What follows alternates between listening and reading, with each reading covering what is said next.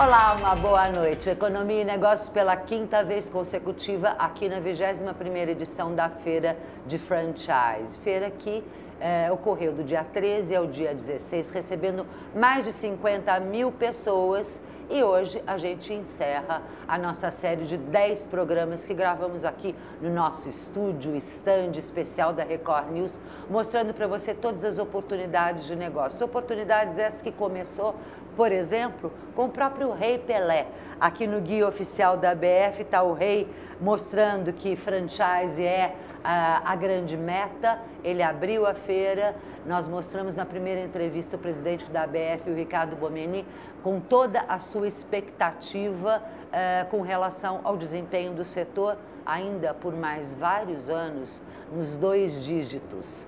Mas Ricardo Camargo é quem tem a missão de tocar este negócio, de fazer a franquia ser conhecida nacional e internacionalmente. Vai continuar nesses 2 dígitos, Ricardo Camargo? Por quanto tempo e em que áreas você acredita que terá mais crescimento? Prazer estar novamente contigo, Fábio. Realmente vai continuar.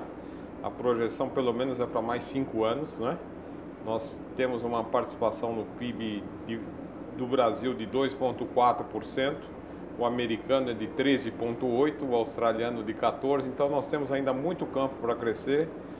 Apesar de já termos a 6ª posição com 93 mil pontos de venda, a Coreia, que tem 55 milhões de habitantes, tem mais de 200 mil, o Japão tem mais de 200 mil, então nós podemos nos 4 próximos anos dobrar o nosso mercado. Você está sempre colocando alguma cenoura para perseguir, né? Sempre. No ano passado, a cenoura era: vamos bater a França para ser a maior feira de franchise. Já é. Já é. Felizmente, esse ano, até com certa emoção, né? É. Que o pai da noiva sempre tem uma ligação maior, né? E realmente nós visitamos, você sabe disso, você é testemunha, visitamos mais de 30 países, né, nos últimos anos, verificando feira a feira na Ásia, na Europa, na África. E realmente a nossa feira, além de ser a mais bonita, que tem um investimento muito forte dos franqueadores em elaborar estandes muito bem construídos, né? Além desse esforço, ainda nós temos o maior público, temos a maior metragem, temos a maior área total, 470 estandes estiveram aqui nessa feira, mais de 50 mil visitantes. Então é com grande emoção que a gente assume a liderança no setor de franchise em termos de feiras mundiais. Posso me emocionar como mãe da criança também? Lógico. Pai já tem, deixa ser a mãezona Você dessa é a criança. nossa sócia, maior divulgadora do sistema, uma das maiores divulgadoras. Porque me empolga muito 2 fatores que eu queria checar com você se vão continuar nessa linha. Um é uma coisa que eu, desde o comecinho da minha profissão, para contar um pouquinho para o telespectador, não vou falar quando, tá? Mas há muitos anos atrás, mais de 3 décadas, quando eu iniciei, disseram para mim assim: olha, você não pode cobrir tais e tais setores. Eram os setores ápice da indústria brasileira. Eu fui cobrir pequena e média empresa. E aí nasceu, eu acho que esse gene dentro de mim de amor pelo pequeno e médio brasileiro. Empresários. O pequeno e médio é aqui que ele encontra, né? É a franquia. O pequeno investidor encontra na franquia. E é isso que você acha que vai continuar e que explica o crescimento? É, porque você tem cada vez mais uma população com ganho de renda, aumentando ainda de uma forma muito significativa a classe C. Né? Em função disso, nós temos mais pessoas com dinheiro disponível. O brasileiro, por vontade própria, já é um empreendedor, né? Então precisa ter um incentivo. Eu acho que a franquia, pela segurança que ela transmite, pelo conhecimento de mercado que o franqueador tem que adquirir. E hoje até agradecemos a sua colaboração, porque a gente não quer vender franquia, vender e fechar no dia seguinte. A gente quer vender negócio sustentável. E isso exige cada vez mais do empresário pesquisa, desenvolvimento de produto, ligação com as novas mídias, entender cada vez mais melhor o seu público, lançar constantemente produtos, cada vez melhorar suas campanhas de marketing, melhorar o seu treinamento em loja, que o ponto de venda hoje é fundamental. A franquia tem a vantagem, nós temos uma barreira educacional, como você sabe, no país muito forte. Então a franquia é mais do que uma treinadora de mão de obra, ela é quase uma complementação educativa, né? Muitos funcionários que atuam nas redes, principalmente de alimentação, a primeira lição é higiene pessoal, não é como fazer o produto, né? Então você tem que, através dessas pessoas, modificar a realidade do país. E eu acho que o sistema de franchising, como ele tem uma organização muito desenvolvida na área de treinamento, é o setor que dá maior chance do primeiro emprego e também muito preocupado em se manter no mercado, porque você sabe que a marca é fundamental para uma franquia e ela não convém a ela estar fechando negócios com constância, porque senão ela perde o apelo e acaba dizimando o seu próprio negócio. Então ela tem que brigar para sempre crescer, sempre aumentar, sempre ter novos franqueados, nova inteligência que possa ser adicionada ao negócio. Isso, obviamente, está super ligado a essa profissionalização e muito vem em função, inclusive, do trabalho de vocês, de cursos, etc., que eu quero abordar já já. Mas tem um outro lado do Brasil que você diz que está se adequando, que está se acompanhando esse Brasil, mas tem um lado ruim do Brasil hoje, que é carência de mão de obra. Todo mundo diz que está com problema, que não encontra pessoal. Como é que o setor de franquia tem lidado com isso? Apesar de ser aquele que dá até oportunidade para quem está chegando, né? Nós temos procurado administrar, mas o principal é criar a mente dentro dos franqueadores, né? De que vai ter que treinar gente sim, tem que ter uma mentalidade de treinamento contínua e constante, porque ele vai ter troca de pessoas, as pessoas estão ganhando mais em outros empregos, então elas adotam o emprego, às vezes com uma diferença de R$50 trocam esse mesmo emprego. Então a pessoa tem que estar preparada 100% para treinar novas pessoas. Esse é o essencial para se tocar o negócio. E por outro lado, nós até esse ano estamos lançando também uma pesquisa de grande empresa, as melhores empresas para se trabalhar especificamente para a área de franchising, né? Entregaremos esse prêmio no final do ano, é mais uma coisa que a gente está trazendo de inovação, é o primeiro prêmio específico na área de franchising no mundo sobre esse segmento. Então a gente está tentando também treinar os nossos franqueadores de como manter o seu pessoal. Então, plano de carreira, objetivos claros, né, dentro do papel de cada um dentro da empresa, políticas de ajuda em assistência médica, odontológica. Então, são complementos, um tratamento digno para os seus funcionários. Então, são complementos que a gente tenta transmitir, levar palestras, levar conhecimento para que esses empresários criem uma mentalidade do bom patrão, né? Você acha que hoje, porque eu sei que vocês inclusive ampliaram a própria ABF para ter mais espaço para cursos, etc. Hoje, o que está faltando em termos de cursos para vocês? Quer dizer, vocês estão pegando desde a área administrativa, financeira, até a marketing, recursos humanos.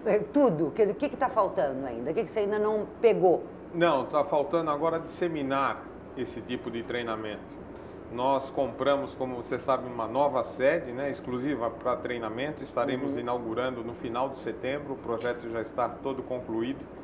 Você será uma das nossas primeiras integrantes a fazer parte. Porque até você também administra cursos na BF. Pois é. De Media Training, que é a sua maior especialidade e vai ser para sempre, né? Então nós temos essa inauguração nessa nova sede que nós vamos ter mais flexibilidade, mais disponibilização de horários e também conscientizar cada vez mais que é importante que esses profissionais que atuam dentro do segmento de franquia tenham também um treinamento específico na área, porque o nosso curso não é um curso de marketing genérico, não é um curso de finanças genérico, é um curso que atende aos pré-requisitos que uma franquia exige. Adequação à lei de franquia, processos fiscais que são utilizados pela franquia, relacionamento franqueador e franqueado, tudo isso é um mix de franquia muito interessante. Você diz disseminar porque você acha que hoje, do que você está oferecendo, quanto % dos franqueados estão tendo acesso? Primeiro, eu acho que é uma leva. A primeira leva está sendo dos franqueadores, os funcionários que atendem dentro das franqueadoras. Né? A gente espera que a partir daí, com essas pessoas de RH de cada empresa passando a fazer parte desses cursos, dissemine isso entre os próprios franqueados. Porque hoje a maioria dos franqueados no Brasil está se tornando franqueado múltiplo, então ele não tem só uma unidade, tem 2, 3. Então é diferente, porque você não está 100% mais do tempo presente e controlando tudo o que acontece no seu negócio. Então você tem que começar a formar equipes e desenvolver mais as pessoas. E aí sim os franqueados vão ser incorporados a esse sistema e a gente vai cada vez tornar esse sistema mais profissional e mais maduro. Isso é a única coisa que explica o crescimento que a gente está vendo e a segurança que a gente sabe quando Ricardo ou quando alguém do setor de franquia garante que o crescimento vai continuar. Vai continuar porque tem profissionalismo, vai continuar porque tem na base de tudo que falta para o Brasil, educação. A gente vai para um rápido intervalo e já volta. Economia e negócios de volta. A gente já está ficando meio tristinho aqui. Pois é, estamos gravando uma série que termina hoje, o 10º programa da série, na 21ª edição da Feira da ABF, da Associação Brasileira de Franchise. 5º ano que a Economia e Negócios aqui está, estimulando o setor, mostrando para você oportunidades de negócios e investimentos. E a gente garantiu, por N razões, né, Ricardo, quanto o setor vai continuar crescendo. O Ricardo Camargo, nesse sentido do crescimento, existem áreas que você diria que agora são elas que vão ter mais chance de, como foi no passado, alimentação, depois escolas, depois serviços. O que vai ser a coqueluche, o ápice, ou a parte, coqueluche é demais, né? Coisa bem de velha, mas não faz mal. Fica dos próximos 5 anos, vai. Bom, no ano passado nós tivemos um forte crescimento na área de turismo, né? Isso é facilmente explicado pelo fato de mais renda, mais gente, crescemos 20% da nossa malha aérea, somos o 5º país do mundo, apesar dos portos deficientíssimos de cruzeiros marítimos, temos um crescimento vertiginoso, um dos maiores crescimentos no uso da malha aérea do país, então isso é muito positivo. Nós tivemos agora uma certa pausa no turismo internacional em função da alta do dólar, né, que foi substancial, quase 25%, mas o turismo interno ainda continua crescido e mesmo internacional as pessoas estão se reprogramando, naturalmente vão trazer menos coisas do exterior, mas vão continuar viajando porque o brasileiro está se tornando mais internacional, né? Então a gente tem uma expectativa muito positiva de que isso continue a acontecer. Na parte do turismo. A gente brincou há pouco, antes de começar a gravação, que meu marido estava na área certa, tá, né? E vai continuar, que continue nessa área. Além de outras áreas, né? Como a informática, que sempre em processo de crescimento no Brasil, cada vez mais fábricas estarão aqui presentes, sistemas de controle digital, de softwares, de media training, de mídia digital, de comunicação. Então, todas essas áreas são áreas de evolução tecnológica que tem ainda um grande mercado dentro do Brasil, né? E a área de alimentação, vestuário, são áreas tradicionais, mas em função desse aumento da classe C, continuarão a ser coisas interessantes, mais dependentes do ponto comercial que for escolhido, porque a concorrência cada vez vai estar mais acirrada nesses ramos. Ricardo, nas várias conversas aqui com todos os entrevistados, 2 coisas ficaram assim para mim um pouquinho claras. Uma delas, uma insistência de quase todos de que o empresário tem que olhar além do momento, de que o empresário não pode ficar como o Brasil deitando em berço esplêndido e achando que aqui está tudo ótimo. Então, um deles, o Li, da tua parte internacional da BF, inclusive citando o fato de que precisa se olhar para os mercados, mesmo os mercados em crise, internacionalizar. Outra coisa, precisa se olhar outras fronteiras para não ficar, porque hoje está tudo muito ótimo, mas até quando? O que você diria deste momento, em termos de internacionalização, em termos de... Ficamos meio parados, estamos paradinhos e não estamos olhando os empresários, eu digo, com tanto afinco como deveríamos para desbravar novas fronteiras? E aí tem um dado relevante, né, Fá? A gente está falando que o mercado brasileiro é excepcional, mais ou menos, né? Porque no ano passado o nosso crescimento foi pífio, foi um dos piores crescimentos da América Latina. A gente fala que existe uma crise americana, mas eles cresceram 2,8% ano passado, nós crescemos 2,7%. O primeiro trimestre desse ano, o dado americano é de crescimento de 0,5%, o nosso é 0,3%, né? Não, o americano é 0,3% e o nosso é 0,2%, quer dizer, estamos abaixo da Alemanha e dos Estados Unidos em crescimento.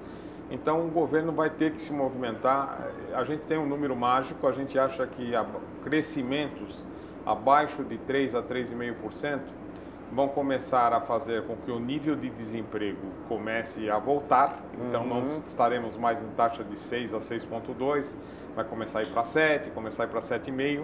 Então, é lógico, por um lado haverá maior disponibilização de mão de obra, mas não é isso que a gente quer. Né? Claro que então, nós vamos aumentar o desemprego, nós vamos diminuir o ganho da massa salarial, porque daí tem mais mão de obra, tem menos procura, então a redução na massa salarial vai se consolidar e voltaremos aos processos antigos, onde não havia um brasileiro com renda suficiente para tocar negócio, e a gente volta mais uma vez no tempo. Então a gente não pode perder essa oportunidade, temos que crescer. Tá, tem duas frentes, eu quero que você recomende então. O que você acha importante fazer, direto para Guido Mantega, ou para presidente Dilma, e o papel também, que a gente não pode só dizer que é do governo, o papel para o empresário. Como é que você divide os dois conselhos? Bom, primeiro o empresário tem que ser mais participativo, né? A gente na BF, felizmente, tem um nível de participação até que bem razoável, mas muitos setores não têm.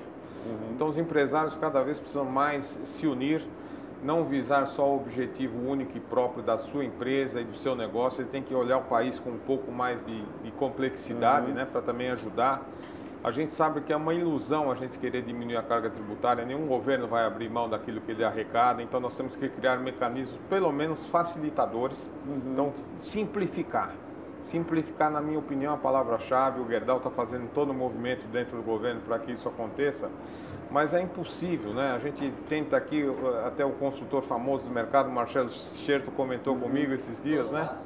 Que ele estava tentando explicar a substituição tributária para uma empresa da Finlândia. Então é algo que realmente é uma tarefa inglória, né? Então não tem como. Você paga imposto onde você tem menor renda, que é o Nordeste, você paga mais imposto, não há sistema diferenciado para restaurantes, você tem ICM a partir da fronteira fiscal, quer dizer, a gente cria fronteiras, em vez de alargar as fronteiras, usar o Mercosul para expandir negócio para todos os lados, a gente tem fronteiras até dentro do próprio país, né?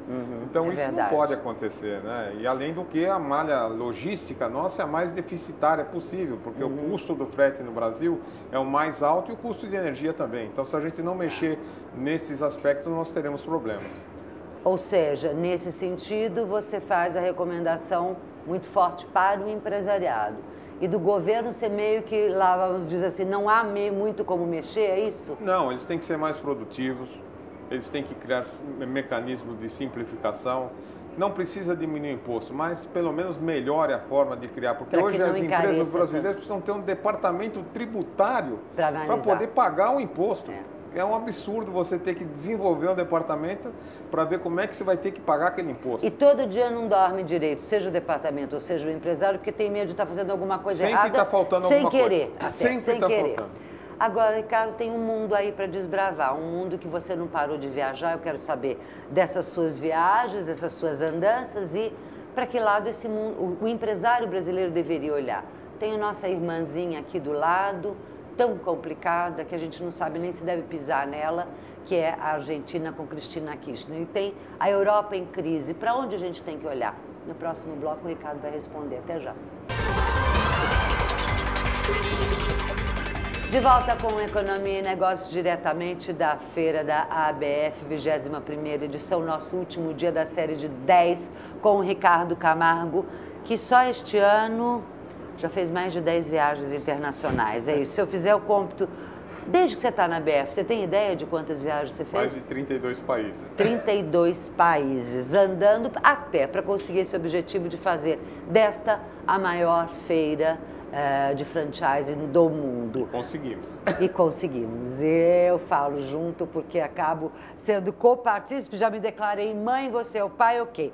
Ricardo, quando a gente pensa nesse mundo, estava falando no bloco anterior, Argentina tão complicada, Europa em crise, Ásia insegura, enfim. Você continua recomendando ao empresário, invista fora, internacionalize franquia e para onde? Bom, precisa internacionalizar até para estar em dia com o que acontece no outro mundo, né? Então, cada vez mais o empresário tem que conhecer novas tendências, novas técnicas, novos produtos, novas mensagens. Então, é fundamental ele ter uma participação internacional até para melhorar o seu próprio negócio. Ele também, dentro do terreno brasileiro, cria empatia com o público, e o brasileiro admira as empresas que atuam fora do país, né? Nós estamos passando por um processo forte de internacionalização das nossas grandes companhias, isso é muito produtivo, e eu espero que outras companhias sigam esse exemplo e se dirijam ao exterior. Hoje, se a gente olhar e analisar os números nus e crus, né?